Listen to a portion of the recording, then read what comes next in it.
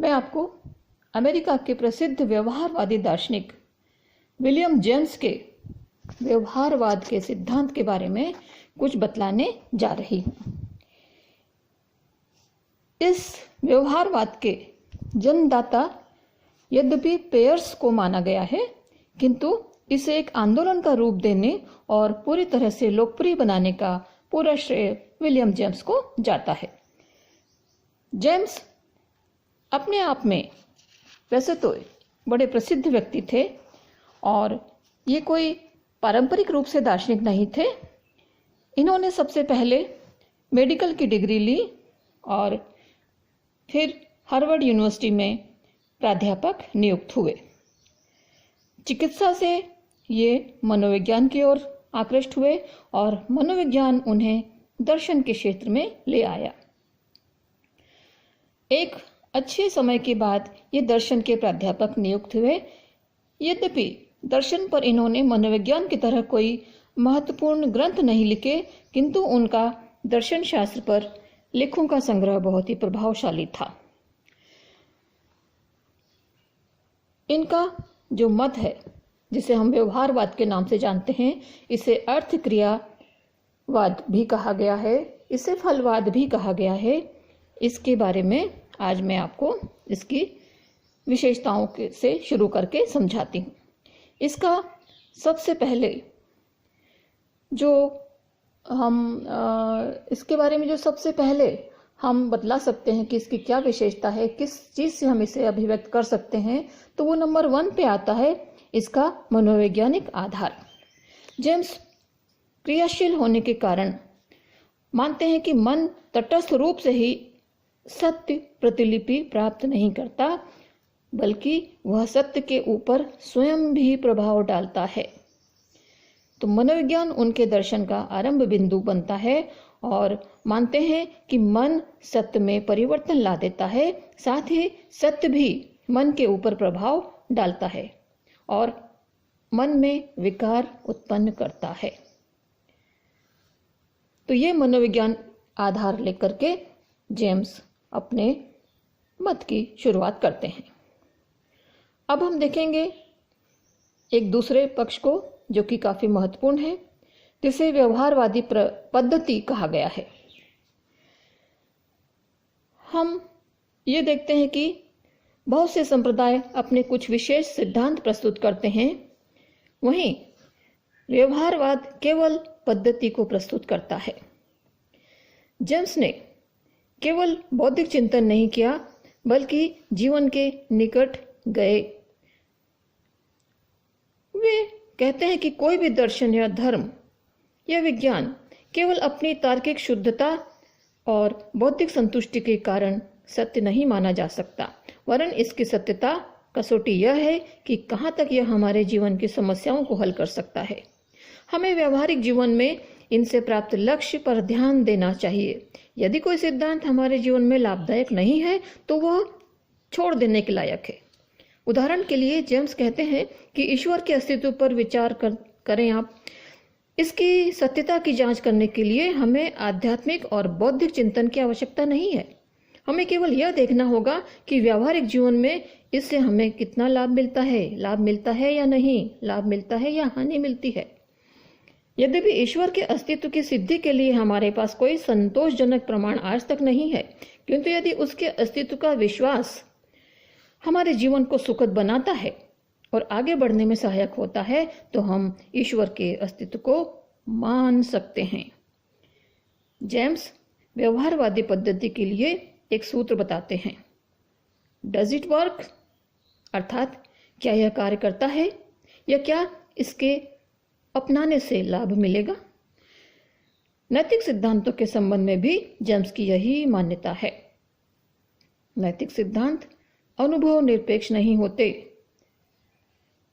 वे ही सत्य सिद्धांत माने जाएंगे जो दीर्घ समय में अधिकतम कल्याणकारी सिद्ध हों। इसके बाद आती हूं मैं अगले क्रम पर, यह है सत्य का स्वरूप। देखिए, जेम्स सत्य को जीवन और कार्य से जोड़कर देखते हैं। उन्होंने कहा कि सत्य ऐसी चीज नहीं है जिसे हम बाहरी संसार में खोजते फिरें। सत्य प्रत्यय या विचार की कोई स्थिर संपत्ति भी नहीं है। सत्य घटनाओं के द्वारा व्यवहार में प्रकट होता है। मनुष्य खुद सत्य की रचना करता है। उन्होंने अपनी पुस्तक प्रैग्मेटिज्म में एक स्थान पर लिखा है कि अनुभव के साथ सत्य भी उसी प्रकार निर्मित होते हैं जिस प्रकार स्वास्थ्य, समृद्धि और शक्ति निर्मित होते हैं। इसलिए जेम्स कोई निरपेक्ष या शाश्वत सत्य होने की बात को नहीं स्वीकार करते। जेम्स ने सत्य का संबंध हमेशा हमारे अनुभव से जुड़ा हुआ माना है। सत्य की एक ही कसौटी मानी है, उपयोगिता। अर्थात सत्य वही है जो मानव जीवन की हर परिस्थिति में उपयोगी हो। उन्होंने कहा कि हमें यह देखना चाहिए कि यदि किसी विचार अथवा विश्वास को सत्य मान लिया जाए तो उसके सत्य होने से किसी के मूर्त जीवन में क्या अंतर पड़ता है। दर्शन शास्त्र के इतिहास में सत्य का यह एक नवीन सिद्धांत था। अभी तक सत्य का अर्थ यथार्थता से लिया जाता था। अब जाकर के इसे उपयोगिता से जोड़ दिया गया। अब तक जितने भी आध्यात्मवादी, भौतिकवादी, यथार्थवादी, बुद्धिवादी, अनुभववादी आदि आदि हुए, वे अपने ढंग से काम करते थे। कोई सत्य को अपने मन में ढूंढता था तो कोई उसे बाहर ढूंढता था। विलियम जेम्स इन्हें व्यर्थ की खोज कहते हैं और सत्यता को क्रियाशीलता अर्थात उपयोगिता से जोड़ देते हैं। सत्य के ही बारे में जेम्स की एक और धारणा यह है कि सत्य स्थिर न होकर परिवर्तनशील है। केवल व्यवहारिक जीवन के विचार ही नहीं बदलते रहते, वरन विज्ञान के साथ सत्य भी परिवर्तित होते हैं। विज्ञान के जितने भी सत्य हैं वे भी परिवर्तित होते हैं। उदाहरण के लिए परमाणु पहले अविभाज्य माना जाता था, किंतु अब उसका विभाजन मान लिया गया, अतः अब वो विभाज्य हो गया। इस प्रकार परिस्थिति और स्थान के अनुसार सत्य बदलता रहता है। किसी एक सिद्धांत या विचार को हमेशा के लिए सत्य मान बैठना रूढ़िवादिता का प्रतीक है। अगली बार हम देखें कि अगली जो बात जेम्स के मत में है वह है आत्म स्वतंत्रता से जुड़ी हुई। जेम्स ने इस संबंध में विचार किया है कि मनुष्य अपने कार्य में कितना स्वतंत्र है। दर्शन के इतिहास में इस संबंध में नियतिवाद और अनियतिवाद ये दो विपरीत विचार प्रस्तुत किए जाते हैं। जेम्स ने दोनों को गलत सिद्ध किया। नियतिवाद मनुष्य को एक यंत्र के समान बना देता है कि वह कुछ नहीं कर सकता, जो कुछ कराएगी नीति ही उससे कराएगी, नीति के हाथ का खिलौना बना देता है। तो अनियतिवाद उसे स्वच्छंद और स्वेच्छाचारिता की ओर ले जाता है। जेम्स ने न नियतिवाद का समर्थन किया और न ही अनियतिवाद का। उन्होंने माना कि संसार में कर्मों के परिणाम प्रायः निश्चित होते हैं, किंतु यह परिणाम तभी सामने आते हैं कि जब हम कर्म करें। अर्थात कर्म करने से मनुष्य स्वतंत्र होता है, कर्म करने में मनुष्य स्वतंत्र है, ऐसा उन्होंने माना है। तो ये मनुष्य को उन्होंने आत्म स्वतंत्रता मानी है। अवसरों का भी महत्व उन्होंने मंजूर किया है। संसार के विकास के दौरान मनुष्य के सामने ऐसे अनेक अवसर आते हैं जहां वह नए इतिहास को जन्म दे सकता है। इसलिए जेम्स अपने इस सिद्धांत को टाइचिज्म कहता है। टाइचिज्म, टाई का अर्थ अवसर होता है और जेम्स का मत है कि केवल मनुष्य के लिए ही नए अवसर नहीं होते, बल्कि ब्रह्मांड में होने वाले विकास यंत्रमत एवं पूर्वत निर्धारित कार्य योजना अनुसार नवीन तथ्य प्रकट होते रहते हैं। जेम्स के विचार यहाँ हमें पर्स से प्रभावित दिखते हैं। अब अगले पॉइंट पे आती हूँ। इसमें उन्होंने विश्वास की इच्छा को महत्व दिया है। यह हमारा अधिकार है कि अगर हम किसी बात का तार्किक प्रमाण प्रस्तुत करने में हमारी बुद्धि को समर्थ नहीं पाते हों तो भी हम कुछ चीज़ों पर विश्वास कर सकते हैं। खास करके धार्मिक प्रश्न तो प्रायः तार्किक प्रमाण ही नहीं होते हैं, लेकिन मानवीय व्यवहार के आधार पर हम इन पर विश्वास कर सकते हैं। देखिए, ऐसा अक्सर होता है कि हमारी इच्छाएं हमारे विश्वासों पर प्रभाव डालती हैं। अगर हम में विश्वास की इच्छा नहीं हो तो हम सामने आने वाले सत्य को नहीं पहचान सकेंगे और जीवन में विकास के अनेक अवसर खो देंगे। अतः जेम्स के अनुसार विश्वास की इच्छा बेहद महत्वपूर्ण है। अगले पॉइंट पे आती हूँ। धार्मिक अनुभव और धर्म की चर्चा वो करते हैं और उन्होंने इस बात को स्वीकार किया है कि प्रायः हर व्यक्ति कुछ धार्मिक अनुभवों को महसूस करता है, उससे धार्मिक अनुभूतियां होती हैं। ये अनुभूतियां उसे बुराइयों से लड़ने में सहायक होती हैं। ये उसे अच्छे कार्य को करने के लिए प्रोत्साहित करती हैं। ये उसे कठिनाइयों पर विजय प्राप्त करने में मदद देती हैं और उसे ऊपर उठने की प्रेरणा देती हैं।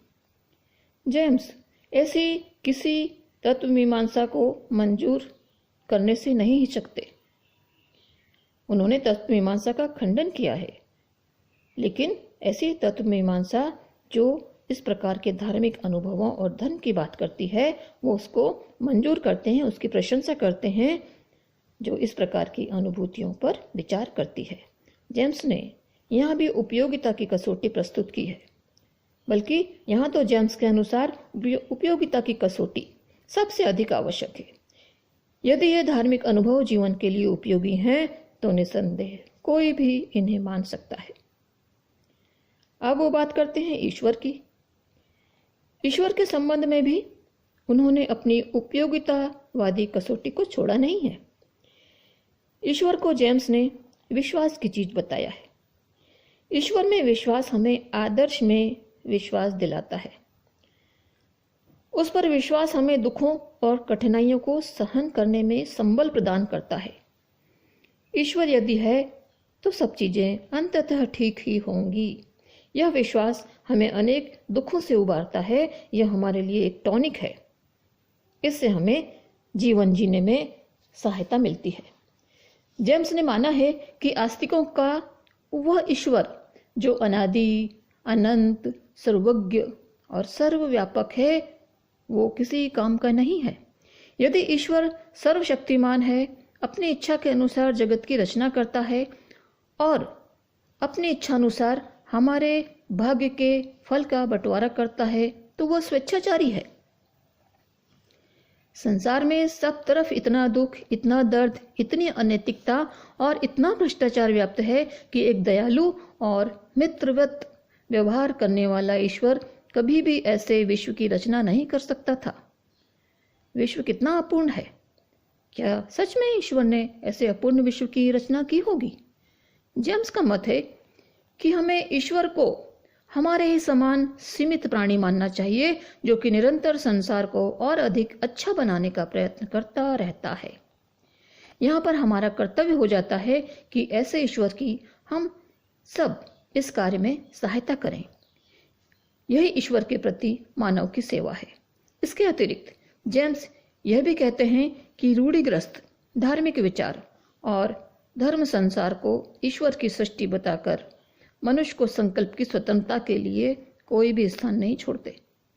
ऐसे धार्मिक विचार और ऐसे शास्त्रों को त्याग देना चाहिए। ऐसे धर्म की वे निंदा करते हैं। ऐसे विश्व को जेम्स ने ब्लॉक यूनिवर्स, एक बंद जगत कहा है, जो हमारी क्रियाशीलता और स्वतंत्रता के लिए बंद मात्र हो जाता है। उनके ये विचार बहुत ही क्रांतिकारी थे। अमेरिका में इन विचारों का बहुत बहुत स्वागत हुआ और ये बताया जाता है कि अमेरिका की जीवन पद्धति बहुत कुछ इस व्यवहारवाद के अनुसार चलती है। हालांकि इसकी आलोचना भी बहुत हुई, फिर भी जेम्स के ये विचार हमें मानने के लिए, सोचने के लिए मजबूर करते हैं कि क्या वास्तव में हमें ईश्वर, सत्य और धर्म की इस प्रकार की नवीन व्याख्याओं को करने की, उन व्याख्याओं को स्वीकार करने की, उन व्याख्याओं का प्रसार करने की आवश्यकता है। इस पर विचार करेंगे। आज इतना ही।